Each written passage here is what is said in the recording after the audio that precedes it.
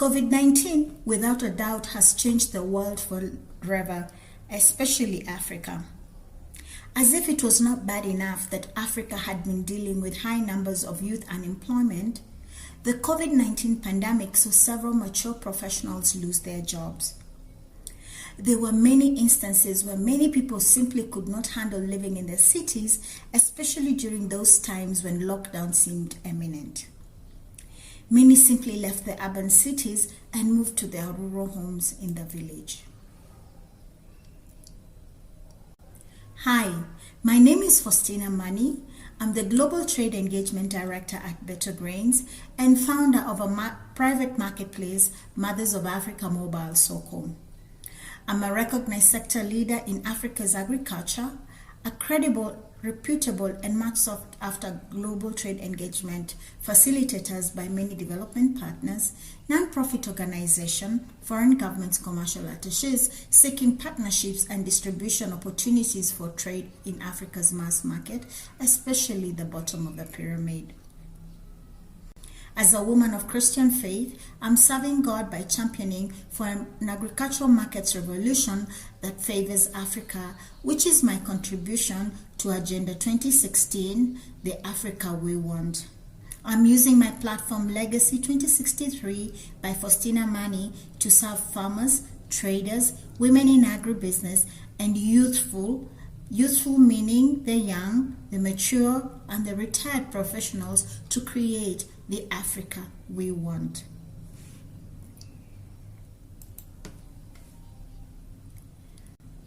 The concept of working from home quickly eliminated several senior managers, especially those who were accustomed to working with secretaries or rather administrative assistants who did everything for them. Those who had never bothered to figure out how scheduled conference calls happen, leave alone having a Wi-Fi at their homes, was simply left out of the equation because they left the responsibilities of online communication to others.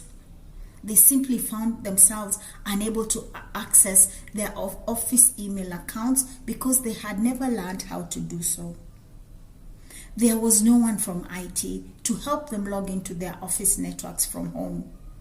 Many were simply left in the dark and others continued to work. Guess who was let go? The emergence of the gig economy did not just hit Africa, but the entire world. American workers, more than any other in the world, have shown the most resistance in returning to work. Many are complaining about toxic work environments and a strong dislike for office politics. The development world, especially United Nations and other donor-funded programs, meant that people had to work from home. Many being program workers had no jobs because there were no programs to run. Many employees in these organizations found themselves without work because simply COVID-19 had disrupted and redefined the difference between a job and work. It has since emerged that a job is where you report to a specific location, either an office or a factory or an online location in your organization's network, to do a specific task for a number of hours with a guaranteed payment towards time and effort in completing these tasks. It is what Americans call a 9 to 5 or an 8 to 5 for other nationalities. Work, on the other hand, is looking at what you have within your reach, then using it to come up with a solution to a problem. If packaged very well, it has the capacity to make others pursue you as well as pay you. Unlike a job, the process is not very clearly defined, nor does it have any guarantees, but it allows for the most freedom to be creative in developing problem-solving skills and abilities, which may make you prosper only if you're diligent and committed to its process. Some agencies from the United Nations and other donor-funded development programs were clever enough to pivot and come up with training programs. Many were able to employ their staff to do so. While most of the programs were offered for free, I'm not so sure if they made any money. However, before long, the world was zoomed out with trainings. The free trainings made charging training programs difficult. The other problem was everyone had become a trainer, hence the University of YouTube.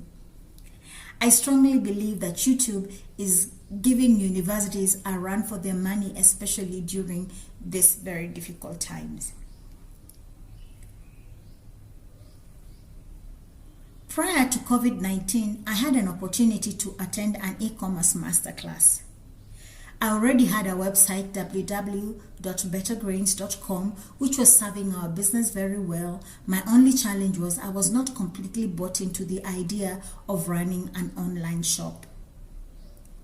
The possibility of a complete lockdown was my wake-up call.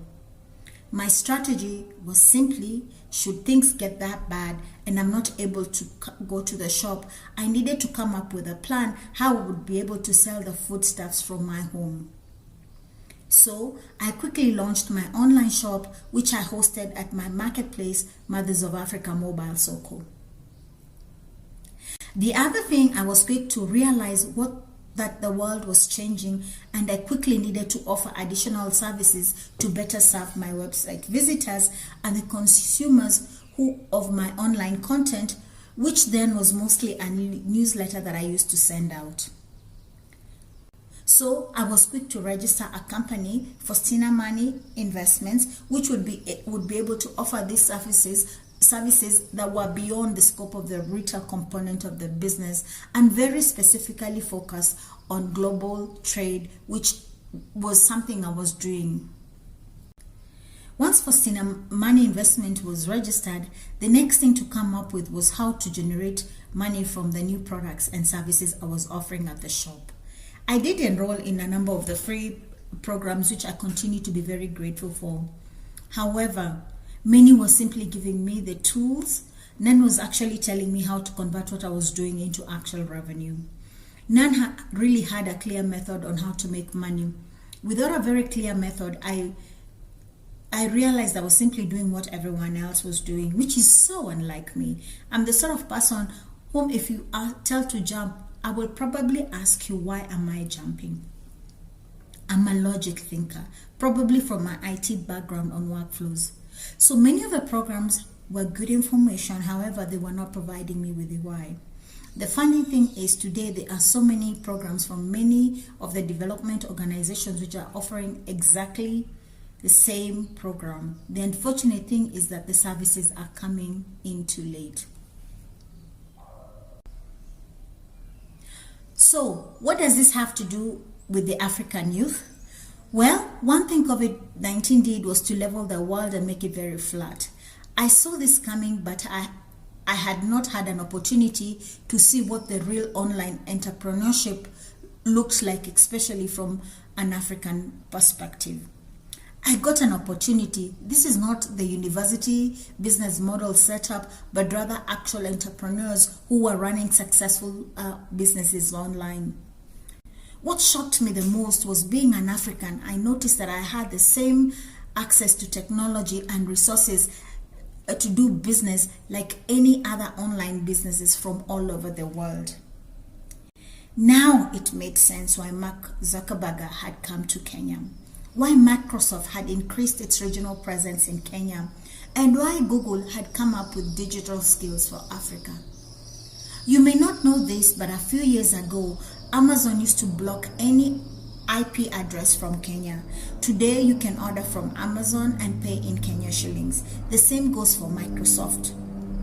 Facebook bought Shopify to make e-commerce easy for Africans, and it continues to do so. What surprised me the most, that the African hustler had been given free access to the same technology any entrepreneur in most developed nations had. The ease of finding a job, social security, access to credit, and minimum wage is a luxury that is not easily available for Africans, especially Kenyans.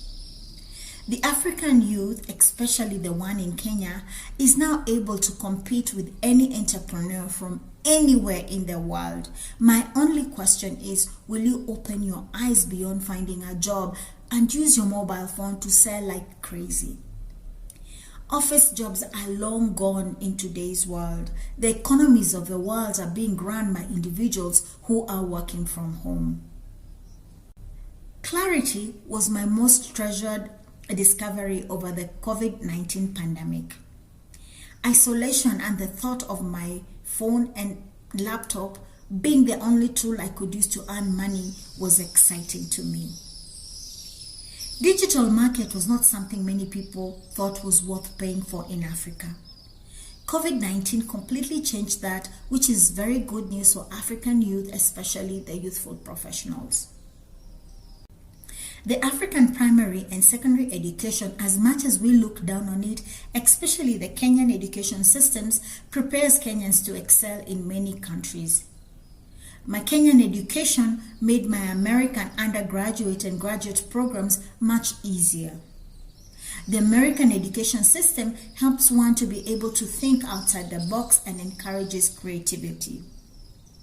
The Kenyan education system unfortunately has geared most of us to look for employment. Entrepreneurship as a university program is less than 20 years in many African learning institutions. So, what does this have to do with anything? Well, the African youth, especially in Kenya, is very frustrated because of lack of employment. If there is one thing Africa has been blessed with, is land. We have thousands of African youth so focused on finding employment in the cities, those in the cities are so frustrated at not finding jobs. Their parents who have just been retrenched or retired or lost their jobs are in complete cultural shock of having to move into the villages. For each and every one of them, they have land, which they can creatively use to come up with products and services they can sell using the phone, which I'm sure all of them have. I'm not speaking about doing everything everyone is doing. No. I'm speaking about looking at what you have, what is within your hands, and turning it into a business, service, or a product. Take me for example. I took a cereal shop and created a website. Was it easy? No. I had to learn. I had to enroll myself in a class. It took time, but I did it. Was it quick? No. It took 2 years of being afraid. Yes, 2 years of being afraid. My fear had me so afraid that I was paralyzed. I only started when I realized I felt the Lord rebuke me for walking in disobedience. And so I turned to YouTube. It took time and a whole lot of frustration, which I did. I also paid for a small course which I did to help me get started with the skills and the tools that I needed, because sometimes YouTube will give you a tip here and a tip there, and sometimes they will work, sometimes they will not work, but it doesn't usually give you the complete picture. Was I frustrated? Yes, I was frustrated, but I did it. When it was done, I was so ashamed of it. I did not want to be associated with it. Why? Because it was so simple. I had simply created it to help farmers with market prices. And when I compared to other market information systems, I felt mine lacked. But that was what I wanted. I was looking for something that was so simple, that didn't require a lot of scrolling, and farmers would be able to use it. The third thing that I did is I had to find a community of people who were website developers. I got into their WhatsApp group. When they called for a meeting, I showed up. And when I got stuck, they have helped me. Today, I'm still a member of that community, and that is where I get the latest tricks and techniques or skills to improve and develop my website. I have since continued to develop 3 other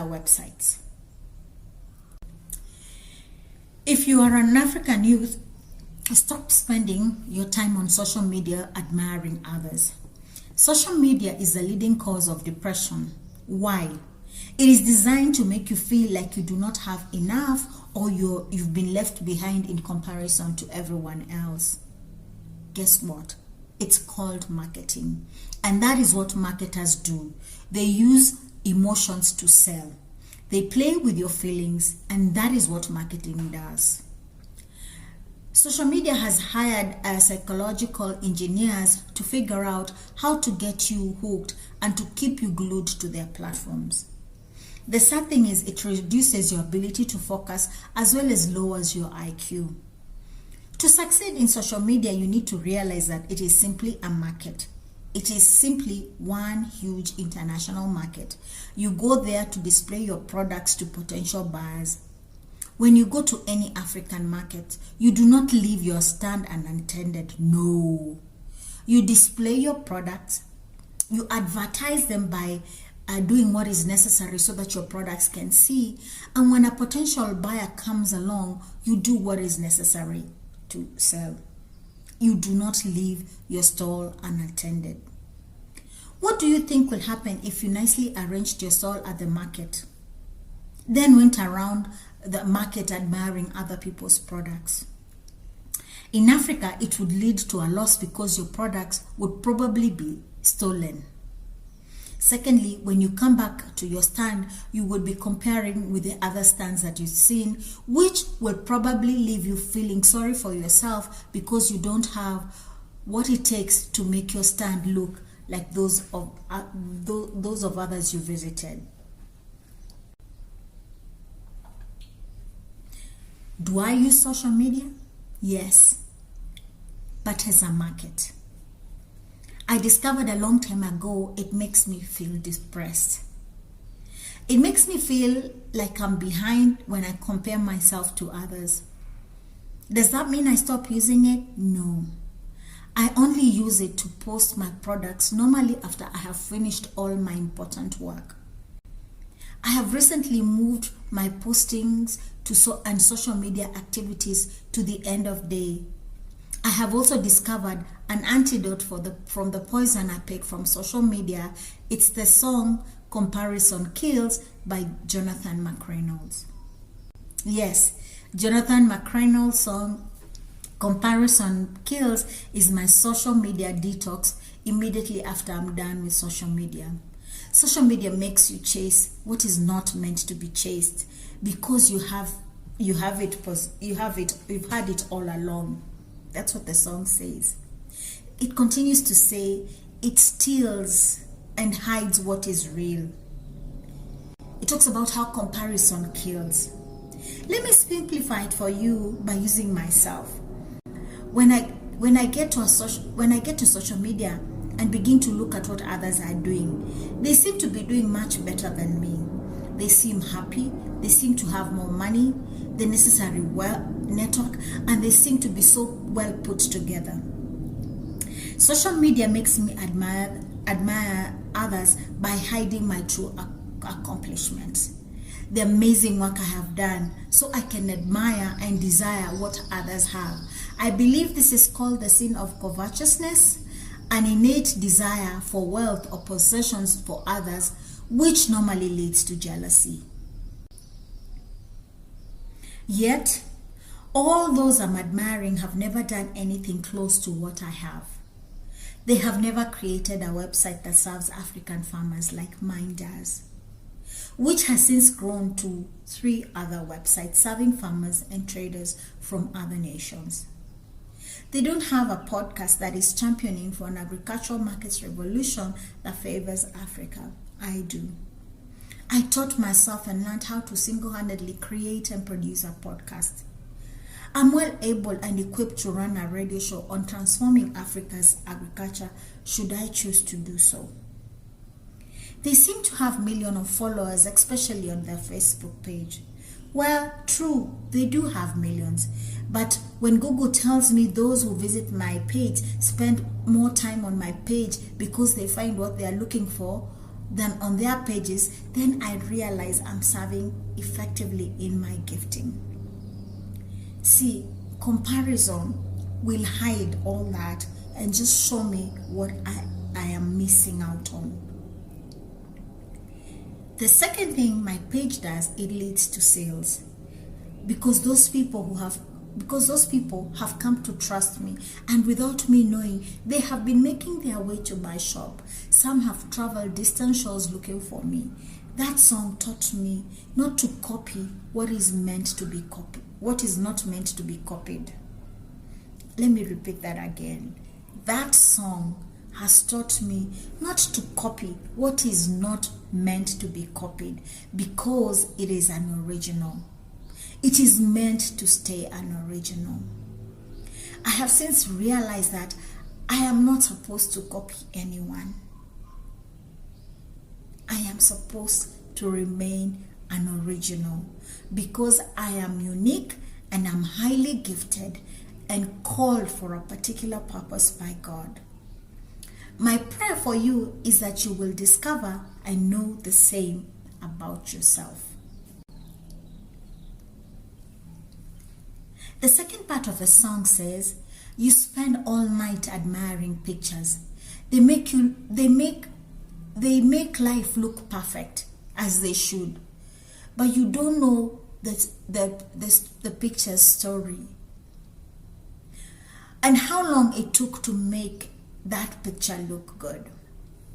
It makes you consider shoes you don't like. And then when those shoes don't fit, you should wear what you will, despite how they feel. Comparison kills. Every time I'm on social media and I find myself feeling a certain way, I do what the song says. Ask God to heal what comparison kills. I have this song on replay because in order for me to do what God has called me to do, I must get on social media. The song helped me realize that to the almost 1.8 followers with similar number in likes on my Facebook page are those who I am meant to serve. I have never asked people to like my page. They chose me. These are the ones God sent me to serve. I recently realized it was as if I had a church. That number is one very big church. And that has made me very content, especially on my recently started YouTube channel and podcast where the numbers are not many. But let me surprise you, the nations represented leave me in complete awe. And so I have learned to trust and simply let God do the rest. My heart breaks whenever I see young people at a loss on what to do regarding work or employment or even business. This is the first of the youthful professional series I'll be starting. I will walk this journey with you. I hope what I put out will help you.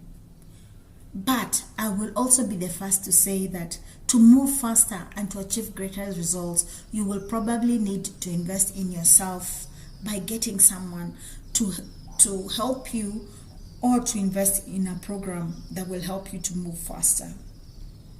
Free stuff is good, but it does not have everything that you need. The purpose of this episode was to show you that Africa now has the same chance to compete with everyone else in the world. This is what they say, the world is flat. This is the gig economy. The purpose was to simply show you the possibility, as well as plant a tiny seed that will cause you to think more about how you can sell whatever you have within your hands in this new world order of the gig economy. I thank you. I will continue to pray for all of you, and may God bless you. Please feel free to follow me on my various social media handles. My name is Faustina Mani. Thank you, and God bless you. Bye-bye.